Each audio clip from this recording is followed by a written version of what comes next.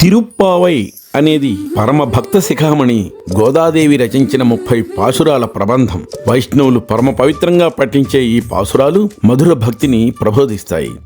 5వ పాసురంలో జీవులపైన మోహం దల్లే స్వామి యమునా నది ఒడ్డున ఆటపాటలతో గోపకులతో సంచరిస్తాడు. ఆ సిరికుప్పను తలచి వ్రతదీక్ష సాగించాలని ఆమె చెలులకు వివరిస్తుంది.